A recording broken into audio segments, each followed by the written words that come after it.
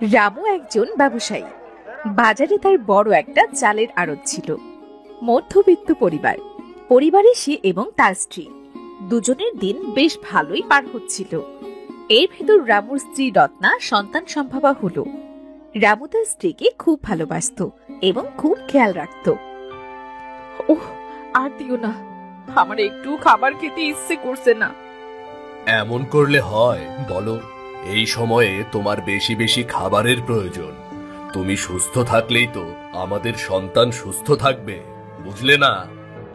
আমার না খুব ভয় হয়, যদি আমার কিছু একটা হয়ে যায় তবে তুমি আমার সন্তানকে ভালোভাবে দেখে রেখো। ধুর পাগলি, কি সব যে বলো তুমি। আমি আছি তো, তোমার কিচ্ছু হবে না। আমি থাকতে তোমার কিসের এত ভয় বলো তো? নাও তো দেখি, এবার জলদি করে কটা খেয়ে নাও।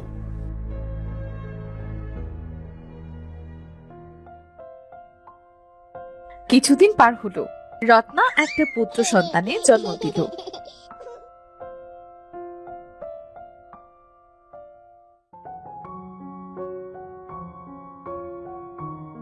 দুদিন বেশ ভালোভাবেই কাটলো। বাচ্চাটিকে নিয়ে রামু ও রত্না খুব খুশি ছিল। হ্যাঁ গো, আমাদের বাচ্চার নাম কি রাখবে তা তো বললে না। আমাদের ছেলের নাম পরশ। আজ থেকে ওকে পরশ নামেই ডেকো। বাহ, ভারী মিষ্টি নাম। তা তুমি কাজে যাচ্ছ না কেন? ব্যবসা বাণিজ্য এভাবে বন্ধ করে বসে থাকলে চলবে? আমি যদি সব সময় ব্যবসা নিয়ে পড়ে থাকি তবে তোমাকে আর বাবুকে কে দেখবে? আমার কাছে আগে তোমরা গুরুত্বপূর্ণ, তারপরে ব্যবসা। তোমরাই যে আমার মানসিক শান্তি। ও লে লে লে লে লে লে, আমার খোকাটা, আয় আয় আয়, আমার কোলে আয়, আমার কোলে আয়। ওকে আমার কাছে দাও, তুমি কিছু খেয়ে নাও। সারাদিন তো কিছুই খাওনি, আর আমিও রান্না করতে পারলাম না। আমি কি আর তোমার অপেক্ষায় বসে আছি আমার মিষ্টি বউ? আমি রান্না করে খেয়েছি। তুমি ঘুমিয়েছিলে তাই তোমাকে ডাকিনি। এখন জলদি করে উঠে নাও, আমি খাবার আনছি।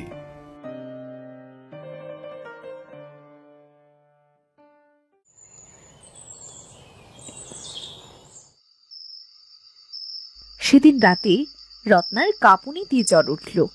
গভীর রাত হওয়ায় রামু কোনো ডাক্তারও ডাকতে পারল না। সারা রাত কষ্ট করে শেষে রত্না মৃত্যুর কোলে ঢলে পড়ল। রত্নার মৃত্যুতে রামু ভীষণ ভাবে ভেঙে পড়ল।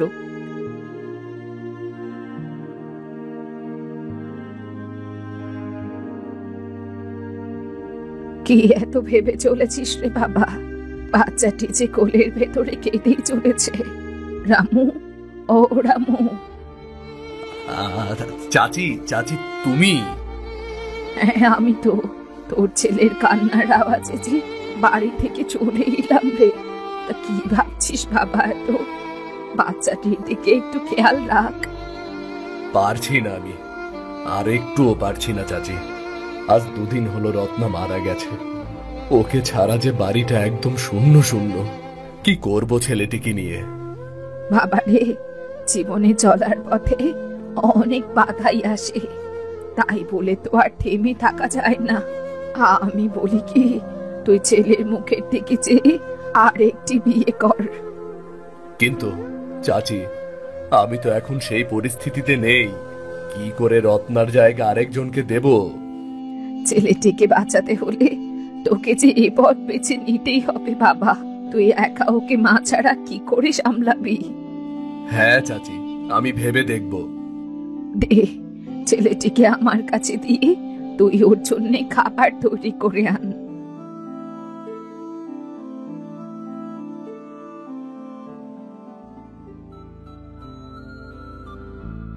দেখতে দেখতে 1 মাস পার হলো।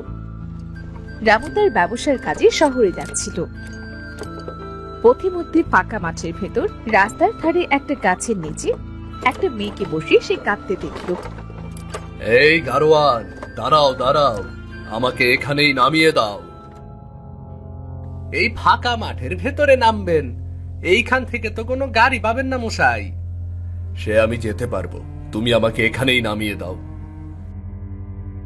এইবার আমি আসি গো বাবু মশাই, সন্ধ্যা হইতে তো আর বেশি দেরি নাই, কোনো গাড়ি পাইলে দেরি করবেন না, রাস্তাটা বেশি সুবিধার না।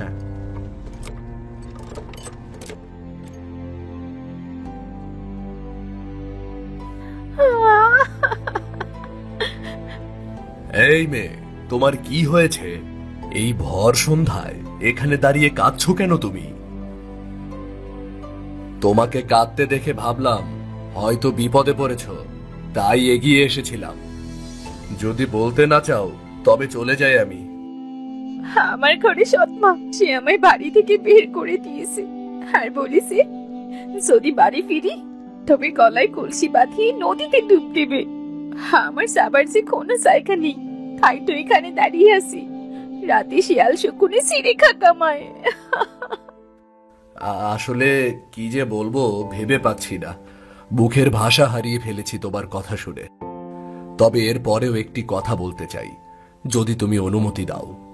কি? আমি তোমাকে আমার বউ করতে চাই, যদি তুমি রাজি থাকো। তবে আমার ঘরে 1 মাসের একটা বাচ্চা আছে, তাকে নিজের সন্তানের মতো মানুষ করতে হবে। তার যে একটা মায়ের প্রয়োজন। সৎমায়ের যন্ত্রণা আমি বুঝি, আমি কখনো তোমার ছেলেকে বুঝতে দেব না যে আমি তার সৎমা। আচ্ছা বেশ বেশ, তবে চলো, তোমারও একটা জায়গা হবে, আমার বাচ্চাটিও একটা নতুন মা পাবে।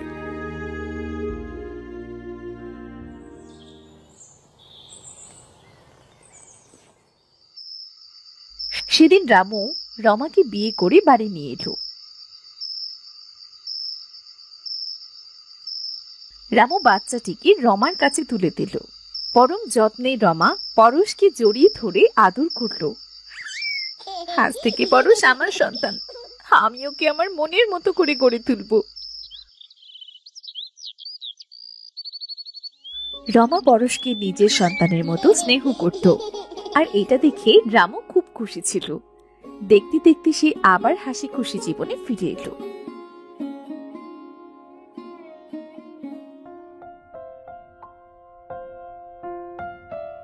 সময় বয়ে চলে, এর ভিতর রমা আরো একটি পুত্র সন্তানের জন্ম দেয়। রমা তার 2 ছেলেকেই সমান ভালোবাসত। নিজের সন্তান হবার পরও পরশের ওপর বিন্দু মাত্র তার অবহেলা জন্মালো না। এবার তোমরা দুজন ছটপট খেয়ে নাও দেখি। মা, আমি এত বড় মাথা খাবো না, এটা বরং তুমি বাবাকে দাও, না হয় তুমি খাও। পাগল ছেলে আমার, চুপচাপ খেয়ে নাও। মাছের মাথা না খেলে তোমার মাথায় বুদ্ধি হবে কিভাবে? তুমি যদি না খাও মাথাটি, তাহলে আমাকে দাও দাদা, আমি 2টো মাথা খাবো। এই ছেলেটা খুব স্বার্থপর, তোরটা তুই খা, ওটা ও খাক। সবসময় খালি বেশি বেশি খাবার বুদ্ধি। পরশ, রাজু, তোমাদের পড়াশোনা কেমন চলছে বাবা? হ্যাঁ বাবা, পড়াশোনা তো বেশ ভালোই চলছে। আমার একটুও পড়তে ইচ্ছা হয় না বাবা। এই পড়াশোনাটা কে আবিষ্কার করেছিল বলো তো? ইস, না পড়ে সারাদিন যদি খেলতে পারতাম তবে কত ভালো হতো। তুই বড্ড অলস। শোনো বাবা, অলস মস্তিষ্ক হলো শয়তানের কারখানা। সব সময় মন দিয়ে পড়াশোনা করো, তোমাদের তো অনেক বড় হতে হবে, তাই না?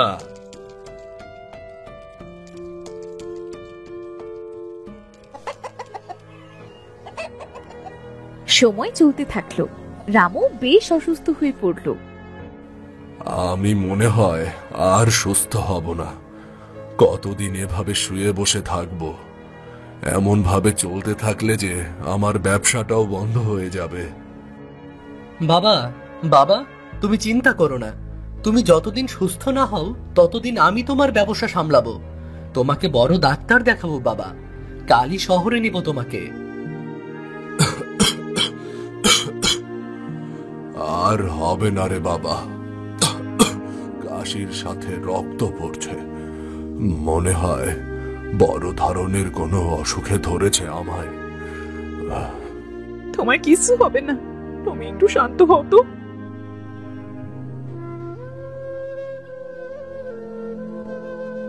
দিন যেতে থাকে, রামু আরো বেশি অসুস্থ হতে থাকে। একটা সময় পর তার অন্তিম মুহূর্ত চলে আসে। ওহ পরশ, রাজু, বাবা তোরা এখনো অনেক ছোট, তোদের জন্য আমি কিছুই রেখে যেতে পারলাম না, কিছুই করে যেতে পারলাম না তোদের জন্য। বাবা, এসব কথা এখন বাদ দাও। বলতে দে রে বাবা, তোরা দুই ভাই ভালোভাবে থাকিস। রাজু তো এখনো ছোট, ওকে তুই দেখে রাখিস। বাবা, বাবা, বাবা, বাবা, আমাদের একা রেখে চলে গেলে।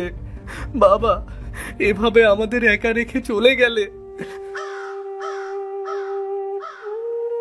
রামুর অকাল মৃত্যুতে পরিবারের সবাই খুব ভেঙে পড়ল। পরশ পড়াশোনা বাদ দিয়ে সংসারের দায়িত্ব কাঁধে নিল আর রাজুকে পড়াশোনা করাতে লাগলো। দেখতে দেখতে অনেক বছর পার হলো, রমাও বৃদ্ধ হলো, আর এর ভেতর পরশ ও রাজু দুই ভাই বিয়ে করলো।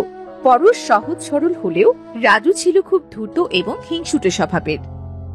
শোনো, এত বছর হলো এই বাড়িতে এসেছি, এসে ধরেই দেখছি বাবার ব্যবসাটা তোমার ভাইয়ের হাতে। বলি, এত পড়াশোনা করলে কি হবে যদি বেকার ভাইয়ের গোলামি করতে হয়?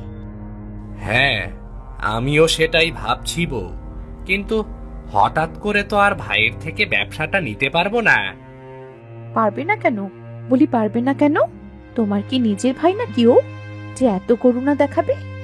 সোজাসুজি তোমার ভাইকে কি বলো, এত বছর যে ব্যবসা করেছি, এখন থেকে তুমি সব দেখবে। কিন্তু মা, ওসব আমি জানি না বাবু। যদি ব্যবসাটা এবার হাতে নিতে না পারো, তবে আমি আমার বাবার বাড়ি চলে যাব, এই বলে রাখলাম। ঠিক আছে, ঠিক আছে, আমি দেখছি কি করা যায়। তবে যাই হোক, এবার আমার জিনিস আমাকে বুঝে নিতেই হবে। ছেলেটাকে সেই কখন থেকে খাবার খেতে ডাকছি, কিন্তু কে শোনে কার কথা? ওদের কি হলো মা? কি জানি, খোকাও তো ঘরে আছে, ওই তো ওরা আসছে। আয় খোকা, বস এখানে। মা, আমি একটা কথা বলতে চাচ্ছিলাম। আমি জানি না কথাটা তোমরা কিভাবে নেবে, তবে কথাটি বলা অবশ্যই দরকার, যেহেতু এখানে সবাই আছে। বল না বাবা, কি বলবি বল। হ্যাঁ, বলে ফেল ভাই। কোনো সমস্যা নাকি? কিছু লাগবে তোর? কোনো সমস্যা না দাদা, বলছি যে দাদা, এত বছর ধরে তো বাবার ব্যবসা তুমিই দেখছো, তাই বলছি এবার ব্যবসাটা যদি আমি দেখতাম। আসলে আমি দেখতে চাই ব্যবসাটা। তোরা দু ভাই তো দেখাশোনা করছিস ব্যবসাটা, এখানে আবার তুই একা দেখাশোনা করবি মানে? এত পর্যন্ত পড়াশোনা করে আমি গোলামি করতে পারবো না মা। ব্যবসাটা আমার একার দরকার। নিজের ভাই হলেও তো একটা কথা ছিল, ও আমার সৎ ভাই। কি বলছিস কি এগুলো? যে কথা আমি কোনোদিনও মুখে আনিনি, আজ তুই সেই কথা বলছিস? ভুলে যাস না ছোট খোকা, ও তোর দাদা। এত বছর ধরে সংসারটা আগলে রেখেছে, ও তোকে বড় করেছে, আর তুই কিনা শেষে। আহ মা, বাদ দাও তো সব কথা। ও যখন ব্যবসাটা হাতে নিতে চাচ্ছে, তখন নেক না। কিন্তু খোকা, তুই তুই কি করবি? আমার কথা ভেবো না তোমা, আমি ঠিক একটা ব্যবস্থা করে নেব। মাঠে চাষবাস করব আমি। সে তোর যা ইচ্ছা তাই করতে পারিস। আর হ্যাঁ, আরেকটি কথা, আজ থেকে যার যার সংসার তার তার, অর্থাৎ আলাদা। খোকা, কি হয়েছে তোর? তুই কেন কাঁদছিস এমন করে? আমি কিচ্ছু হইনি মা, সারা জীবন তো আর একসাথে থাকা সম্ভব না, তাই না? আমাদেরও তো ভবিষ্যৎ বলে কিছু আছে, তাই না? তোমার ভালো লাগলে আমাদের সাথে থাকতে পারো, না লাগলে আর কি করা বলো? তুই ভাবলি কি করে তোর মতো স্বার্থপরের সাথে আমি থাকবো? আমার বড় ছেলে যেখানে থাকবে, আমি সেখানেই থাকবো। আচ্ছা আচ্ছা, বেশ, এই নে দাদা, এই কাগজে এবার একটা সই করে দে তো। কিসের কাগজ এটা? কিসের আবার হবে, ব্যবসার। বলা তো যায় না তুই আবার কখন এসে ব্যবসায়ের ভাগ চাস, তাই এই চুক্তিনামায় একটা সই দিবি।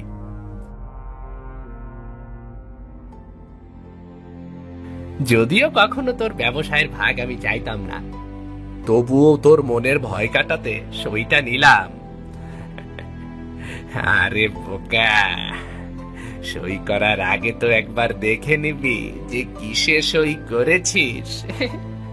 আসলে ওই বাড়িটা আমার করে নিলাম। এতটুকু একটা বাড়িতে দুই ভাই তো আর থাকতে পারবো না, তাই বাধ্য হয়ে এই কাজটি করতে হলো। তুই কিছু মনে করিস না ভাই, মনে করিস না। ভালো হবে না, তোদের কখনো ভালো হবে না। যা করলি এটা, কোথায় যাবে ছেলেটি? কোথায় যাবে সেটা আমি কি করে বলবো? এখন জলদি করে বাড়ি থেকে বের হতে বলো ওকে, আজকের ভেতরে।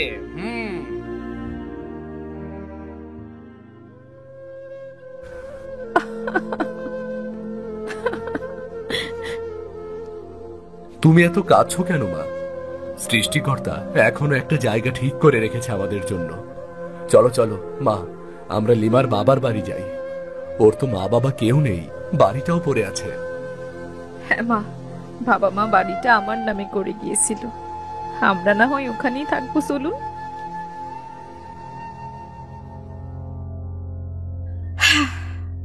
এতদিন পর একটু শান্তি শান্তি লাগছে। আজ থেকে এটা আমার নিজের বাড়ি, নিজের সংসার। বুদ্ধির জোরে এত কিছু, বুঝলে বউ? আজ থেকে বাবার ব্যবসাটাও আমার।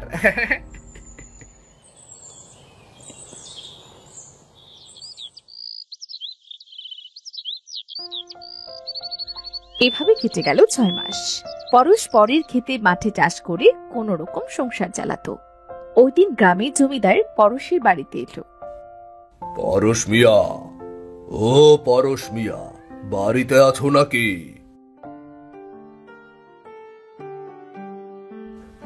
জমিদার মশাই, আপনি আমার বাড়িতে? কিছু বলবেন নাকি? তা তো বলতে এসেছিলাম। শুনলাম তুমি নাকি ব্যবসা বাণিজ্য সম্পর্কে খুব ভালো বোঝো, তাই তোমার কাছে আসা। হ্যাঁ জমিদার মশাই, এবার বলুন, আমি আপনাকে সব ধরনের সাহায্য কিন্তু করতে পারবো। আমি বাজারে বড় দেখে চালের আড়ত দিতে যাচ্ছি। বাড়ির ধান যেহেতু, চাল নিজেরাই তৈরি করে চাল বানিয়ে বিক্রি করব। এছাড়া বিভিন্ন জায়গা থেকে বেশি করে চাল এনে আড়তে এনে মানুষদের কাছে সীমিত লাভে বিক্রি করব, যেন গরিব দুঃখী মানুষগুলো খাবারের কষ্ট না পায়। খুব ভালো ভাবনা জমিদার মশাই, এতে আপনার ব্যবসাও ভালো হবে, মানুষের উপকারও করা হবে। আমার এই আড়ত পরিচালনা করবে তুমি, আড়ত দেখাশোনার সব দায়িত্ব তোমার। তোমাকে মাস গেলে 10,000 টাকা মাইনে দেব। আমার একটা কাজের খুব দরকার ছিল জমিদার মশাই, আপনাকে অনেক ধন্যবাদ। আমি আপনার ব্যবসাটা নিজের ব্যবসা মনে করে দেখাশোনা করব জমিদার মশাই। আচ্ছা আচ্ছা, বেশ, তাহলে তাহলে আগামীকাল থেকেই কাজে লেগে পড়ো, কেমন? এদিকে রাজু তার ব্যবসায় লস খেয়ে অনেক টাকা ঋণ হয়ে গেল, আর ব্যবসাটিও বন্ধ হয়ে গেল। ঋণের জন্য পাওনাদারেরা তার ভিটে মাটি দখল করে নিল। এসবই আমার কর্মের ফল। মানুষের কথা শুনে সৎ ভাই ভেবে অমন একটা ভালো মানুষকে আমি ঠকিয়েছি। আমি মাকে বের করেছি। যারা আমার জন্য এত কিছু করলো তাদেরকে আমি ভিটে মাটি ছাড়া করেছি, তাই সৃষ্টিকর্তা আমায় এই শাস্তি দিয়েছেন। হগু, বলি কি, চলো না আমরা না হয় দাদা আর মায়ের কাছে চাই, একটিবার ক্ষমা চেয়ে আসি। না হলে যে স্বয়ং সৃষ্টিকর্তাও আমাদের ক্ষমা করবেন না, যদিও আমরা ক্ষমার অযোগ্য। ঠিক বলেছ, ঠিক বলেছ। শেষবারের মতো চলো একটিবার তাদের কাছে ক্ষমা চেয়ে আসি, চলো।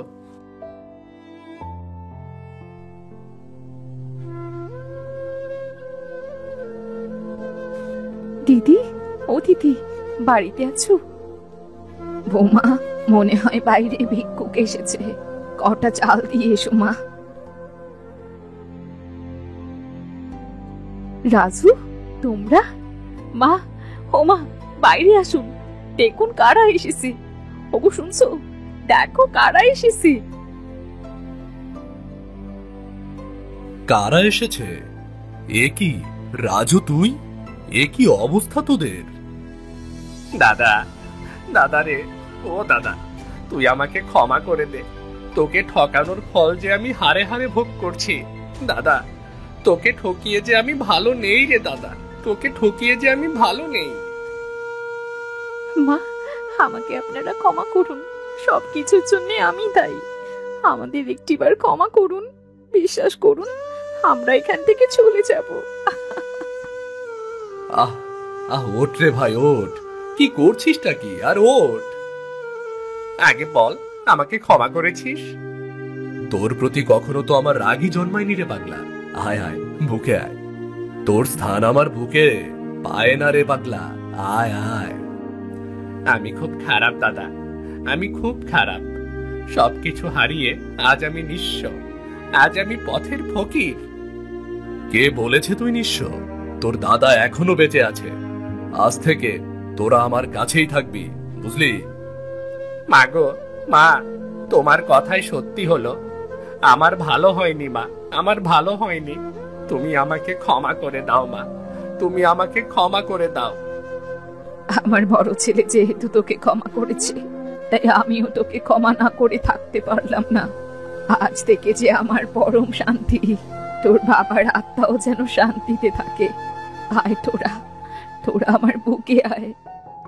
সব শেষে বুঝলাম, অন্যের ক্ষতি করে কখনো নিজে ভালো থাকা যায় না। আজ থেকে আমি তোর পথেই চলবো রে দাদা, আজ থেকে আমি তোর পথেই চলবো।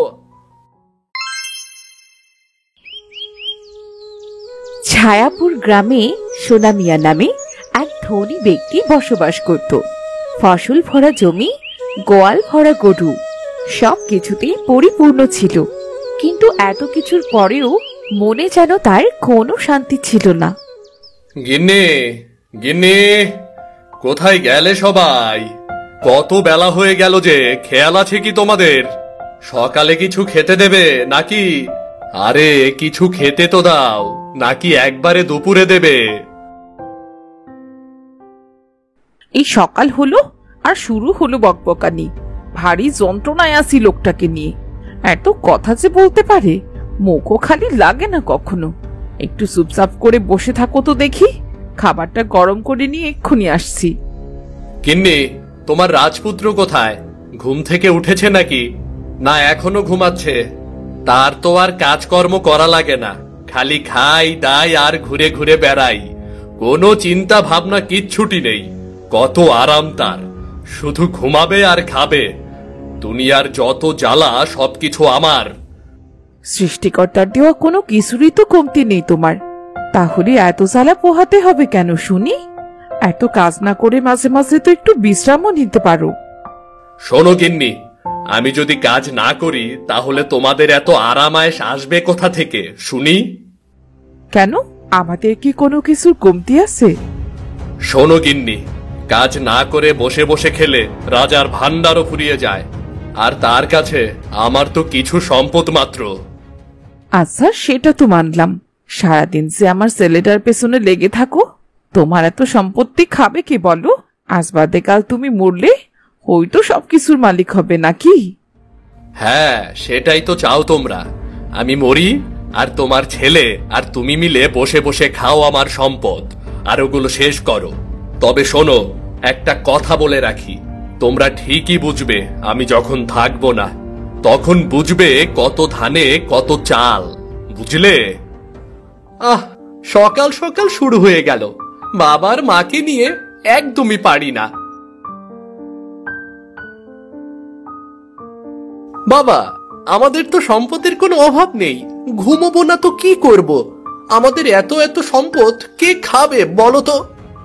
হ্যাঁ, শুধু সেটাই তো বোঝো, আর কিছু তো বোঝো না। আশেপাশে গরিব লোকদের দিকে একটু তাকাও, দেখো তাদের কত কষ্ট। তুমি আর তোমার মা কখনো কষ্ট কাকে বলে সেটা তো দেখোনি, এই জন্য কষ্ট কাকে বলে তোমরা বোঝো না। তা ওদের কষ্ট দেখে আমি কি করব বাবা? তোমার যদি কষ্ট দেখার এত ইচ্ছা হয় তাহলে আমাদের সোফিয়া ফুপুর বাড়িতে গিয়ে কটা দিন থেকে আসলেই পারো। তুমি একবারে কাছ থেকে কষ্টটা দেখে আসতে পারবে। কথাটা অবশ্য মন্দ বলেনি। অনেকদিন বোনটাকে দেখিও না।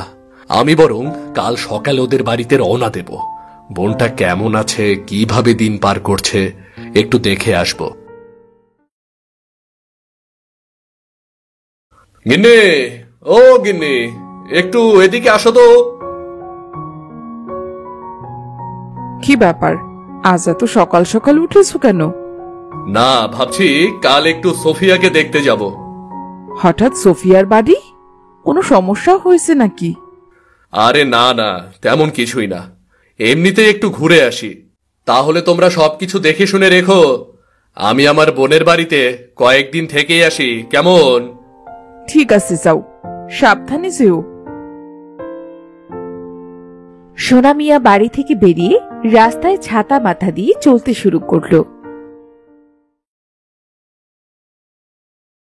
ঘরে চাল তো শেষ, বাজারও তো কিছু নেই। তাহলে এখন কি হবে আমাদের? কোনো টাকা পয়সাও তো ঘরে নেই। ওগো, সবসময় তো আমরা আধ পেটা খেয়ে থাকি, আজ মনে হচ্ছে না খেয়ে থাকতে হবে গো। কি আর করব বলো, খেতে খামারে কোথাও তো কাজ নেই। এখন কাজ না করতে পারলে পয়সা কোথায় পাবো? তাছাড়া মাছ তরকারির যে দাম, তাতে আমাদের মতো মানুষের কোনো কিছু আর কেনার সাধ্য থাকবে না। হ্যাঁ গো, সেটা তো ঠিক, কিন্তু খেতে তো হবে, না খেলে বাঁচবো কি করে? হ্যাঁ গো, সেটা তো ঠিক বলেছ। দেখি, আমি কাজের খোঁজেই যাচ্ছি। আমি বাইরে গিয়ে দেখি কোনো কাজের ব্যবস্থা হয় কিনা। কাজ হলেই সবকিছু নিয়ে আসবো।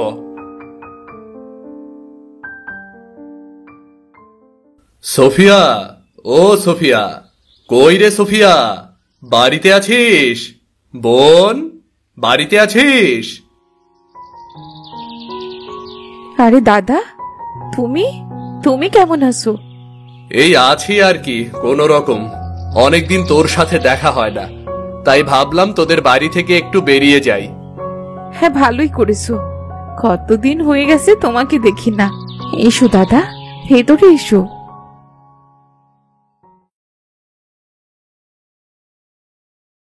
তা সবুজ, তুমি কেমন আছো? জি ভালো, আপনি কেমন আছেন?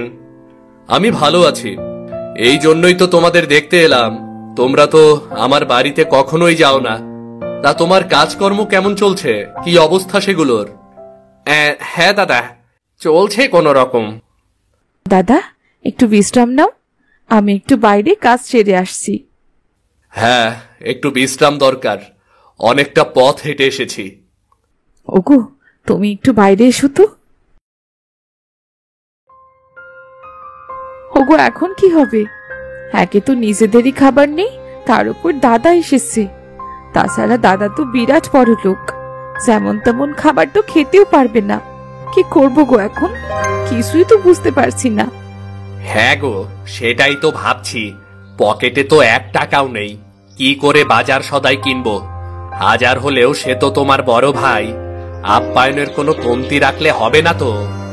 সৃষ্টিকর্তা, আমার মান সম্মানটুকু রেখো, একটু দয়া করো, একটা রাস্তা বের করো হে সৃষ্টিকর্তা। তুমি বরং এক কাজ করো, গ্রামের মহাজনের কাছ থেকে কিছু টাকা ধার নাও, তারপর ফসল উঠলে অন্যদের খেতে খামারে কাজ করে শোধ করে দিও।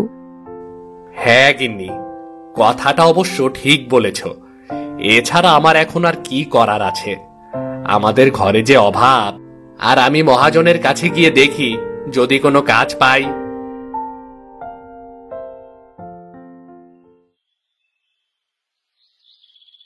মহাজন মশাই, মহাজন মশাই, বাড়িতে আছেন? মহাজন মশাই। কে রে? আয় আয়, ভেতরে আয়, আমি ঘরের মধ্যেই আছি। মহাজন মশাই কেমন আছেন? হ্যাঁ, ভালো। তা কি মনে করে এলি রে সবুজ? তোকে তো অনেকদিন দেখি না, কোথায় থাকিস তুই? কোথায় আর থাকবো, গরিব মানুষ, যে যখন কাজে ডাকে সেখানেই যাই। গরিব মানুষ, কাজ না করলে খাবো কি? তা শুনেছি তোর বউয়ের ভাই নাকি অনেক বড় লোক, তার কাছে কিছু টাকা পয়সা আনলে তো তোর আর কোনো কষ্ট থাকে না। কিছু টাকা এনে তো একটা ব্যবসা শুরু করতে পারিস নাকি? না না মহাজন মশাই, আমি গরিব মানুষ ঠিকই, কিন্তু কারো কাছে থেকে জোর করে পয়সা নিয়ে বড় লোক হতে চাই না। আমি গরিব হতে পারি, কিন্তু আমারও আত্মসম্মান বোধ আছে। বাহ, তোদেরও আত্মসম্মান বোধ থাকে। তা বাচন তো ভালোই শিখেছিস। ভালো, নিজে চলতে পারলেই ভালো। তা আমার কাছে কেন এসেছিস সেটা বলতো। সেটাই তো বলতে চাইছি, কিন্তু কি করে যে বলি। কিন্তু এত আমতা আমতা না করে সোজাসুজি বল, আর না হলে বাড়ি যা, আমার হাতে অনেক কাজ পড়ে আছে। না না না, বলছি মহাজন মশাই, আসলে আমার বউয়ের ভাই আমাদের বাড়িতে এসেছে। এদিকে আমার কাছে বাজার করার মতো কোনো টাকা পয়সাও নেই। আপনি যদি আমাকে কিছু টাকা ধার দিতেন, আমি ফসল ওঠার সাথে সাথে কাজ করে আপনার টাকা শোধ করে দেব। ও, এই কথা, ঠিক আছে। আমি তোকে 500 টাকা দিতে পারি, কিন্তু 1 মাস পরে আমাকে সুদে আসলে দ্বিগুণ টাকা শোধ করতে হবে। পারলে বল, এক্ষুনি দিচ্ছি। ঠিক আছে মহাজন মশাই, তাই হবে। আমি একদম সময় মতো আপনার টাকা শোধ করে দেব। হ্যাঁ, সেটা তো আমি জানি। এই নে 500 টাকা, মনে রাখিস, সময় মাত্র 1 মাস। মহাজন মশাই, আপনাকে অনেক অনেক ধন্যবাদ। আমাকে আপনি বড্ড উপকার করলেন। আমি তাহলে এখন আসি।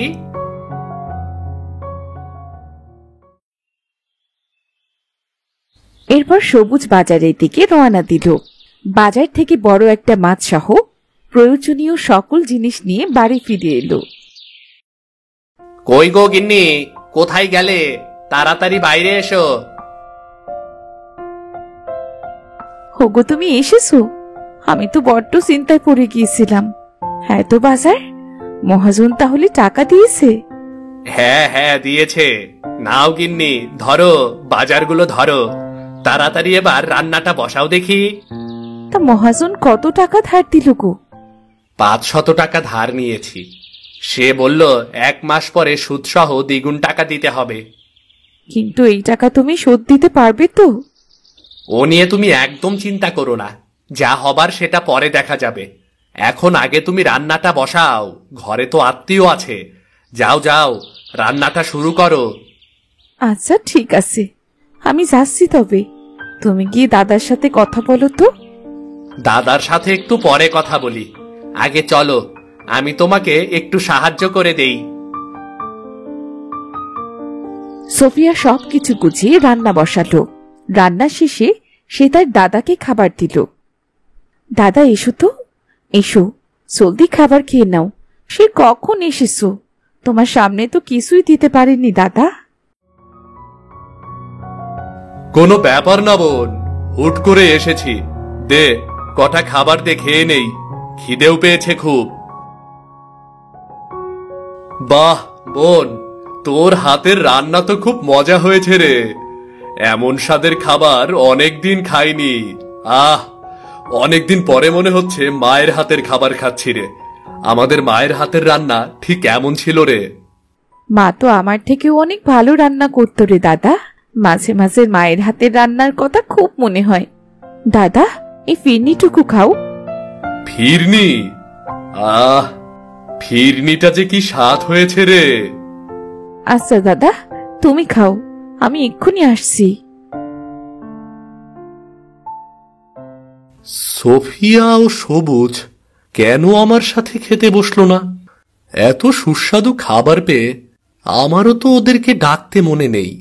তাছাড়া আমাকে যে খাবার দিয়েছে, সব খাবার তো আমি একাই খেয়ে ফেলেছি। খাবারগুলো এত সুস্বাদু ছিল, নিজেকে সামলাতেই পারিনি। দেখি ওরা খেলো কিনা, একটু শুনে দেখি। গিন্নি, দাও তো দেখি, আমাকে কটা খেতে দাও। যেটুকু খাবার তার সবটুকুই দাদাকে দিয়েছি। তোমাকে যে কি খেতে দিই? তুমি এত কষ্ট করে বাজার করে আনলে, আর একটু খাবারও তোমার জন্য রাখলাম না। আমার খুব খারাপ লাগছে জানো তো। মন খারাপ করো না তো গিন্নি। শত হোক, এত ধনী লোক বড় শখ করে আমাদের ঘরে এসেছে। ঋণ করে হলেও তাকে যে মন ভরে খাওয়াতে পেরেছি, সেটা কম কিসের? তাকে ঠিকঠাক মতো খাওয়াতে পেরেছি, এতেই আমি খুশি। সেটা তো ঠিক, কিন্তু আমি ভাবছি অন্য কথা। এবার যদি ফসল ভালো না হয় তাহলে সুদ সমেত মহাজনের টাকা দেবে কোথা থেকে? আমার জন্য তুমি কত বড় বিপদে পড়ে যাবে। সেটাই তো চিন্তার বিষয়, কিন্তু আমাদের মতো গরিব মানুষের কি আর করা বলো? আত্মীয়দের সামনে নিজেদের তো আর ছোট করা যায় না।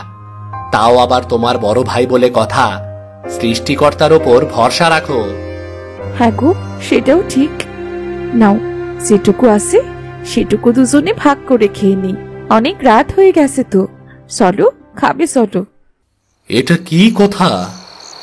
আমার জন্য আমার বোন ঋণ করে খাওয়ার ব্যবস্থা করেছে। কত কষ্ট করে তারা দিন কাটাচ্ছে, আর আমি কত আরামে কত বিলাসিতায় জীবনযাপন করছি। না না না, এ হতে পারে না। আমাকে অবশ্যই এদের জন্য কিছু করতে হবে। পরদিন সকালে সোনা মিয়া কাউকে কিছু না বলেই সোফিয়াদের বাড়ি থেকে বেরিয়ে বাড়িতে চলে এলো। কই গো গিন্নি, কোথায় আছো?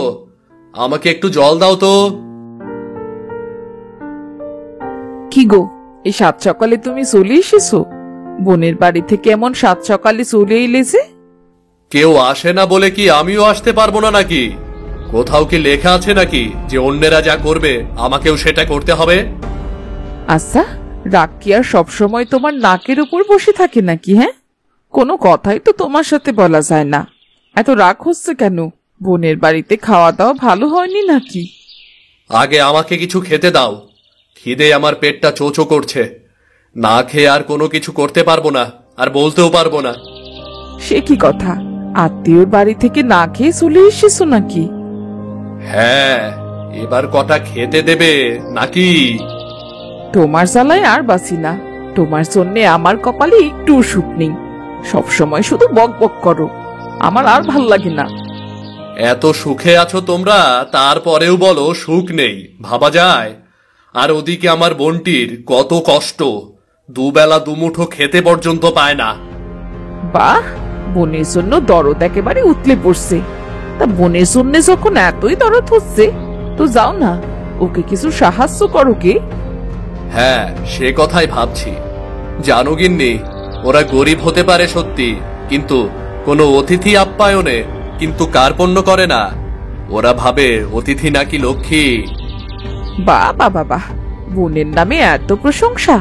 তা কি এমন খাওয়ালো সোফিয়া তোমায়, একটু বলো তো শুনি। মাছ মাংস যতটুকু পেরেছে সব কিছুই খাইয়েছে।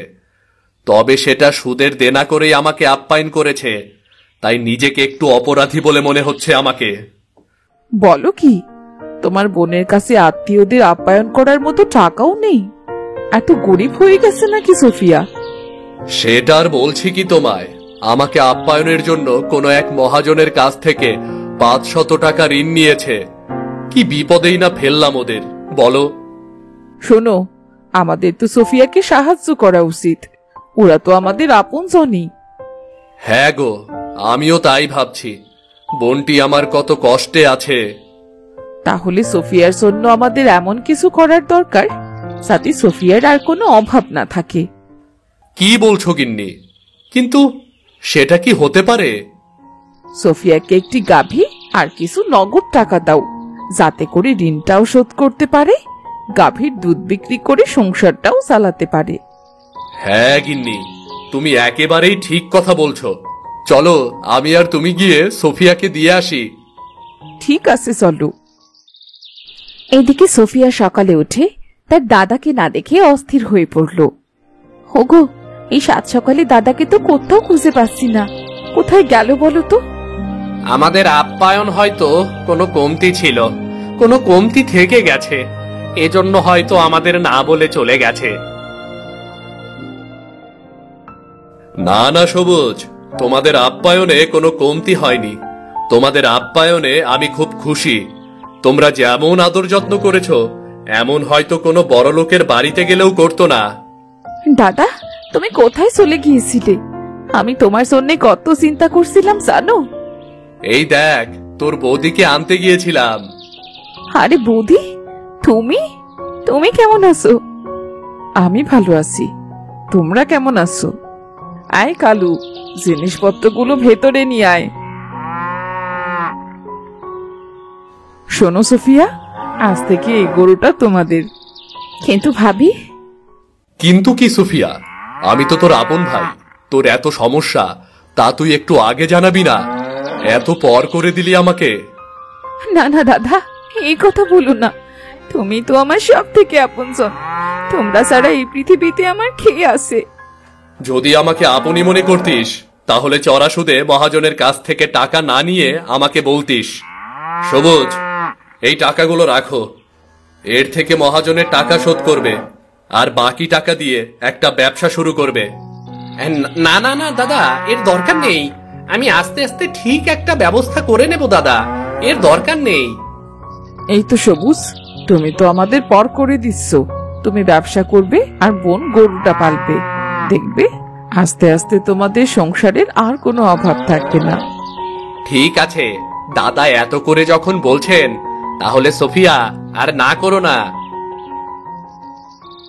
এবার ঠিক আছে বোন, যা তোর বৌদিকে রান্নাঘরে নিয়ে যা। তোরা রান্না কর, আজ সবাই মিলে একসাথে জমিয়ে খাবো, কেমন?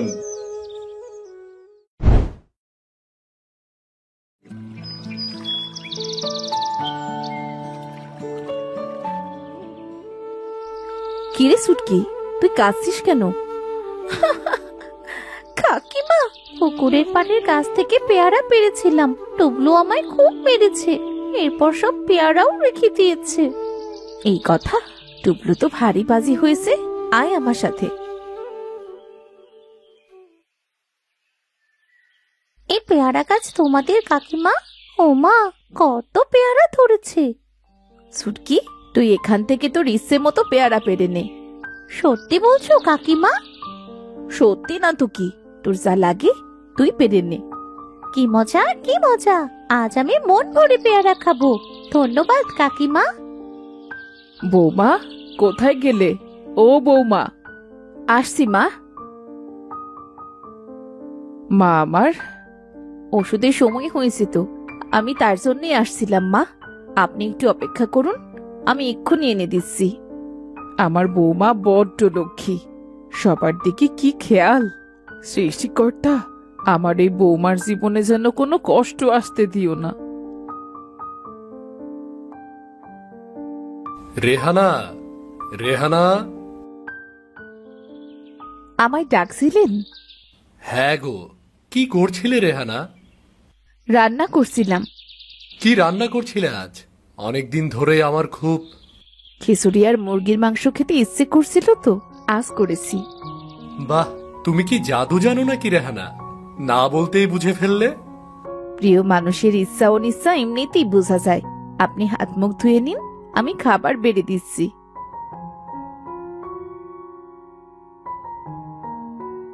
বাহ, অসাধারণ! তোমার রান্নার জবাব নেই রেহানা। আগে খাওয়া শেষ করুন, পরে কথা বলবেন। আর একটু মাংস নিন না। অনেক খেয়েছি, আর পারবো না। আপনি খেয়ে হাত মুখ ধুয়ে বিশ্রাম নিন, আমি আপনার জন্য পান নিয়ে আসছি। সবার প্রতি তোমার কি চমৎকার খেয়াল! কিভাবে পারো তুমি এত কিছু সামলাতে? আমার একটাই পরিবার, পরিবারের সবার খেয়াল আমি রাখবো না তো কে রাখবে বলুন? আহ, মাথাটা ব্যথায় যেন সিরে যাচ্ছে, গায়েও জ্বর দেখছি। যাই, একটু ওষুধ খেয়েই কাজ শুরু করি। বৌমা, বৌমা। মা, মা এই যে নিন। আপনার পান নিন মা। কি হয়েছে মা? মনে হচ্ছে তোমার শরীরটা ভালো নেই। হ্যাঁ মা, শরীরটা একটু খারাপ যাচ্ছে। আলিমকে নিয়ে ডাক্তারের কাছে যাও মা, দেরি করো না। সামান্য জ্বরই তো মা, ভালো হয়ে যাবে। আজ দুপুরে আপনি কি খেতে চান মা? শুধু অন্যের খেয়াল রাখলেই হবে, নিজের দিকেও তো খেয়াল রাখতে হবে। ও কিছু না মা, এমনিতেই ঠিক হয়ে যাবে। এই কালো দাগটা কিসের? আগে তো ছিল না। যাকগে, চলে যাবে নিশ্চয়ই। যাই, গিয়ে ঘরের কাজগুলো শেষ করি। রেহানা, রেহানা। একটু অপেক্ষা করুন, আমি আসছি। কি করছিলে? কখন থেকে ডাকছি, আসতে এত সময় লাগলো কেন? রান্না রান্না তো আমিই করেছিলাম। এখনো রান্না হয়নি? সারাদিন শুয়ে বসে থাকা ছাড়া কি আর তোমার কোনো কাজ নেই নাকি? আজকাল শরীরটা একটু খারাপ যাচ্ছে। ওই এক শরীর খারাপের অজুহাত তো প্রতিদিনই শুনছি। এই শরীর তো আর ভালো হতে দেখব বলে আমার মনে হচ্ছে না। আপনি আপনি একটু অপেক্ষা করুন। আমি আমি এক্ষুনি আপনার খাবারের ব্যবস্থা করছি। থাক, হয়েছে। বেলা যে গড়িয়ে যায়, আমি আর খাবো না। সারা গায়ে দাগ, না জানি কোন অসুখ আবার খাবারের মধ্যে ছড়াচ্ছে। তা যা বলেছ আলিম শেখ, ঘরে শান্তি না থাকলে আসলে কিছুই ভালো লাগে না। হ্যাঁ, ঠিকই বলেছ। এই যে আমাকেই দেখো, ঘরের শান্তির অভাবে বাইরে বাইরে ঘুরে বেড়াচ্ছি। ভাবির কি যেন অসুখ করেছে বলেছিলে, তা কি সেরেছে নাকি? আর সারা, ওই অসুখ আর সারবার নয়। কি অসুখ করেছে ভাবির? আর বলো না, সারা মুখে হাতে কালো দাগ। এই কাশছে, এই তো জ্বরে কোকাচ্ছে। কি যে একটা যন্ত্রণা!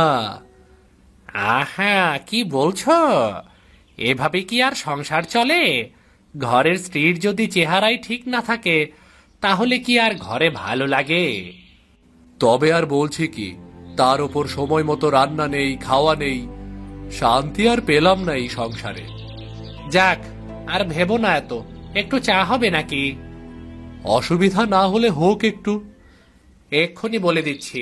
কুসুম, কুসুম। এই কুসুম আবার কে? এ আমার বোন কুসুম। কুসুম, তোর আলিম ভাইকে চা দে। কি গো আলিম, চা মুখে দাও। কেমন হয়েছে কিছু বলো। বাহ, বেশ ভালো চা হয়েছে তো। আপনাকে অনেক অনেক ধন্যবাদ। কাঁদিস না রে মা, সৃষ্টিকর্তার উপর ভরসা রাখ, দেখবি সব ঠিক হয়ে যাবে। উনি আমার সাথে কেন এমন করছেন মা? আমি তো আমার সাধ্য মতো সবকিছু চেষ্টা করছি ঠিক মতো করার। সৃষ্টিকর্তা মানুষকে নানান ভাবে পরীক্ষা নেয় রে মা। বিপদে তিনি ফেলেন, আবার তিনি উদ্ধার করেন। তুই ধৈর্য ধর মা, দেখবি সব ঠিক হয়ে যাবে। মা, মা, রেহানা। মা, রেহানা। এর নাম কুসুম। আমি ওকে বিয়ে করেছি। বিয়ে করেছি মানে? তুই আবার বিয়ে করেছিস এই মেয়েকে? হ্যাঁ মা, আমি কুসুমকে বিয়ে করেছি। আপনি আর কটা দিন অপেক্ষা করতে পারতেন, আমি সুস্থ হয়ে গেলেই। আর হয়েছে তোমার সুস্থ হওয়া। এর জন্য অপেক্ষা করতে করতে আমার পুরো জীবন পেরিয়ে যাবে। যত সব ঢং। এতে এত কান্নার কি আছে? মা, কুসুমের থাকার জায়গা দেখিয়ে দাও, ও বিশ্রাম করুক। কুসুম, এটা তোমার ঘর। যাও, তুমি হাত মুখ ধুয়ে বিশ্রাম করো।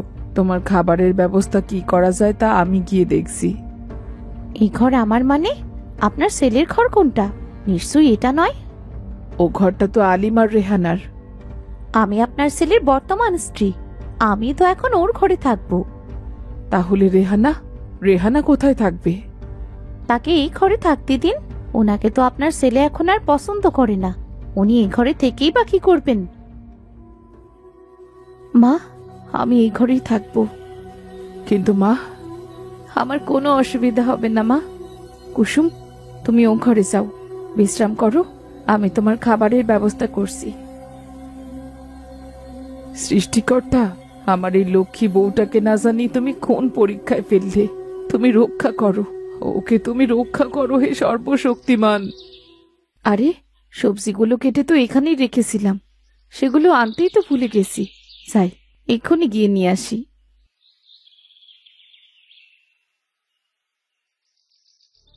রান্না কে কে করেছে আজকে? আমি করেছি। কেন, কোনো সমস্যা?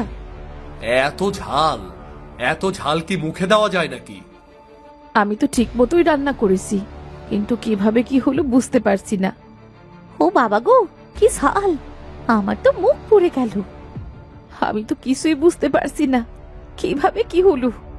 সারাদিন তো শুয়ে বসেই থাকো, রান্নায় আর মন বসবে কিভাবে? বিশ্বাস করুন, আমি সব ঠিক মতোই। ওই এক কান্না আর শুয়ে বসে থাকা ছাড়া আর তো তোমাকে কোনো কাজ করতে আমি দেখি না, যত সব। রেহানা, রেহানা,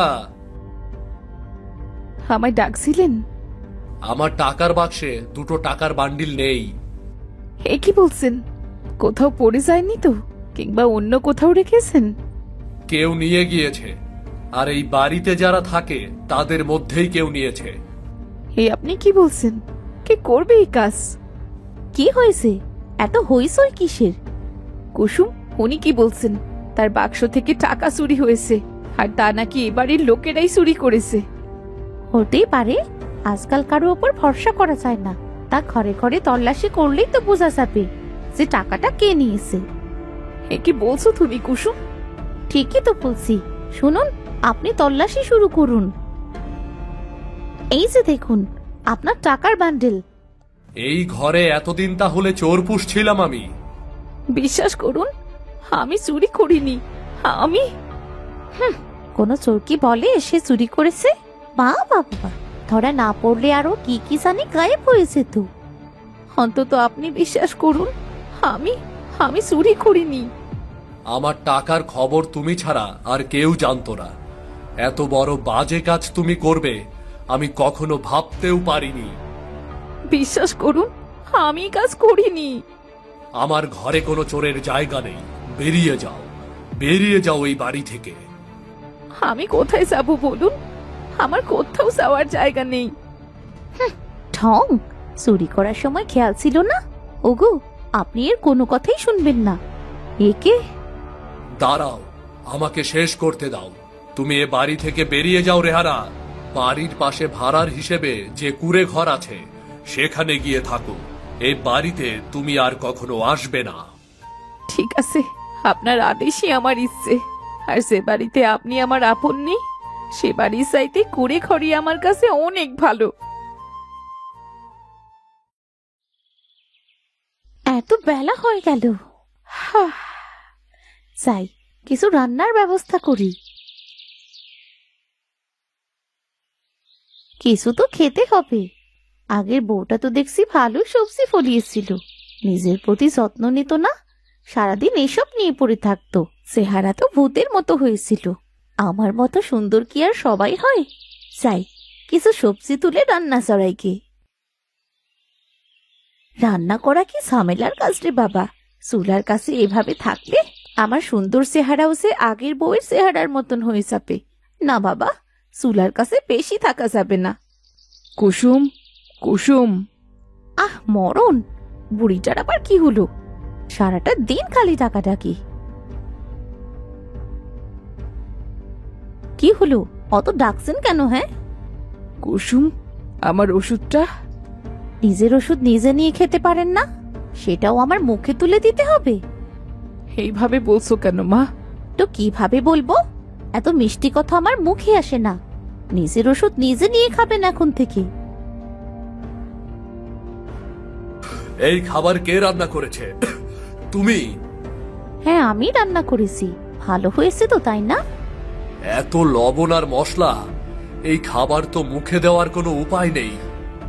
ও কিছু না, আগে খারাপ রান্না খেয়ে খেয়ে আপনার মুখ নষ্ট হয়ে গেছে, তাই আমার রান্না আপনার এখন আর মুখে রুচছে না।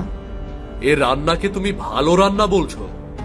তা নয় তো কি, আজ পর্যন্ত কেউ আমার রান্নাকে খারাপ বলেনি। কি জানি বাপু, তবে আমার পক্ষে এ খাবার খাওয়া সম্ভব নয়। ঠং, এই সুন্দর চেহারা নষ্ট করে চুলার কাছে বসে রান্না করছি, আবার সেই রান্নার কত নিন্দে। তোমার সৌভাগ্য যে এখনো খাবার পাচ্ছ। রেহানা, মা রেহানা। আরে মা, আপনি আসুন মা, ভেতরে আসুন। আপনি কেমন আছেন মা? ওষুধগুলো ঠিক মতো খাচ্ছেন তো? আর ওষুধ, এই শেষ সময় আর ওষুধ খেয়ে কি হবে? তুমি চলে আসার পর বাড়িটা পুরো অন্ধকার হয়ে গেছে। মানুষ যে বাড়িতে আপন থাকে না, সে বাড়ি যেমনই হোক ভালো লাগে না। ওসব কথা থাক না মা, আমি এখানে ভালোই আছি। মা, আপনি হাত মুখ ধুয়ে নিন, আমি আপনার জন্য কিছু খাবারের ব্যবস্থা করি। খাবার ওসব পরে হবে, তুমি বসো মা, তোমার সাথে আমার কিছু জরুরি কথা আছে। কি কথা মা? তাহলে তুমি তৈরি থেকো মা, আমি আবার আসবো। আজ তাহলে যাই মা। আচ্ছা মা, নিজের খেয়াল রাখবেন।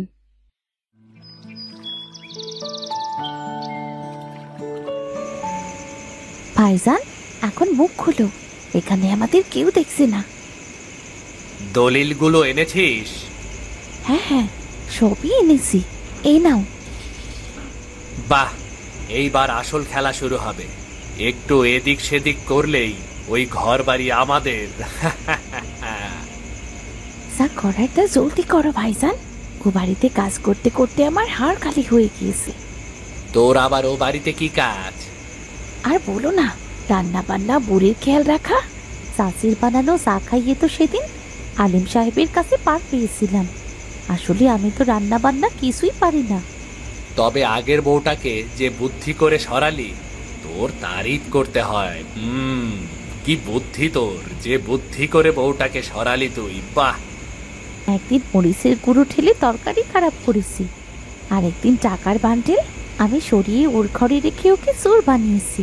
ব্যাস, একটানে সরিয়ে দিলাম। আর বেশি দিন না, পুরো বাড়িতে তুই রাজত্ব করবি, বুঝলি?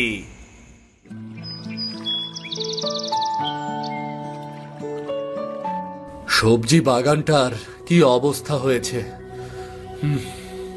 এখন যদি রেহানা থাকতো, তাহলে রেহানা চলে যাওয়ার পর সংসারের শান্তি চলে গেছে। আমি মনে হয় রেহানার উপর খুব অন্যায় অত্যাচার করেছি, খুব অবিচার করেছি আমি। আলিম শেখ, বন্ধু আলিম শেখ, বাড়িতে আছো নাকি? কি ব্যাপার করিম আলী, এই অসময়ে? এসো, ভেতরে এসো। ভেতরে তো যাব অবশ্যই, নিজের বাড়িতে নিজে যাব না, তাই বাড়িটা যে আমার, তা কি মনে করে আছো তুমি? কি সব যাতা বলছো?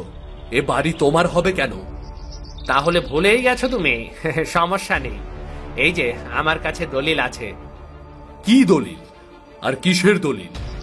কুসুমকে বিয়ে করার জন্য তুমি যে আমার আর কুসুমের নামে বাড়িটি লিখে দিয়েছ, এটা তারই দলিল। আমি এসেছি এই বাড়ি বুঝে নিতে। কি কি বলছো তুমি এসব? এ দলিল মিথ্যা দলিল। আমি কখনোই এমন কোনো দলিল দস্তখত করিনি, কোনোভাবেই না। বিশ্বাস না হলে নিজেই দেখো, নিজের দস্তখত তো নিজেই চিনতে পারবে তুমি, তাই না? এ তোমাদের ভাই বোনের চক্রান্ত। আমি কখনোই এমন কোনো দলিলে দস্তখত করিনি। কুসুম, কাল নাগিনী, তুমি এই বাড়ির সর্বনাশ করতে এসেছো। আমার আগেই বোঝা উচিত ছিল। আমি শুধু আমার পাওনা বুঝে নিতে এসেছি, কোনো সর্বনাশ করিনি। কথা না বাড়িয়ে এই বাড়ি আমাদের বুঝিয়ে দিন। দারোগা সাহেব, এই যে দেখুন, এরা দুই ভাই বোন চক্রান্ত করে এই বাড়ি দখল করতে এসেছে। বটে বটে, জেলে নিয়ে ভালো মতো আটকালেই সব বোঝা যাবে। এই করিম আলী, তুমি এখনো ধান্দাবাজি ছাড়োনি? মানে আমার কাছে তো দলিল আছে। ওটা একটা ভুয়া দলিল, এই যে আমার কাছে আসল দলিল। মা আমাকে সবই জানান, তারই সাহায্যে আমি অন্য কিছু কাগজপত্র তৈরি করি। মা সেটা ওই দেরাজে রেখে দেন, কুসুম সেটাই চুরি করে তার ভাইকে দেয়। ওইসব কাগজপত্রের উপর ভিত্তি করে বানানো দলিল একদম মূল্যহীন। আমি তো এসব কিছুই জানি না। আমি এই করিম আলীর নামে অনেক দিন থেকে অনেকের সম্পদ বেনামে দখল করার অভিযোগ আছে। আজ বেটাকে হাতে নাতে পেয়েছি। চল চল বেটা, থানায় চল। আমাকে মাফ করে দাও রেহানা, আমি তোমার উপর অনেক অবিচার করেছি। আমার এমন করা উচিত হয়নি। আমি আপনাকে মাফ করে দিয়েছি, নিজেকে আর দোষী ভাববেন না। সবই আসলে কপাল। আর কুড়ে ঘরে আমার জীবন খারাপ কাটেনি। অশান্তির ঘর বাড়ির চাইতে শান্তির কুড়ে ঘর অনেক অনেক ভালো। তুমি এখানে আবার ফিরে এসো রেহানা, তোমার আপন মানুষের কাছে। হ্যাঁ মা, তুমি ছাড়া এই বাড়ি একটা অশান্তির বাড়ি বটে। তুমি ফিরে এসো মা। আমি তোমাকে অনেক বড় বড় ডাক্তার দেখাবো, তুমি আবার সুস্থ হয়ে উঠবে রেহানা, আমি কথা দিলাম। আপনারা ছাড়া আমার আপন আর কে আছে? আপনাদের ছাড়া কি আমি থাকতে পারি? আমরাও তোমাকে ছাড়া থাকতে পারবো না রেহানা। চলো ঘরে চলো।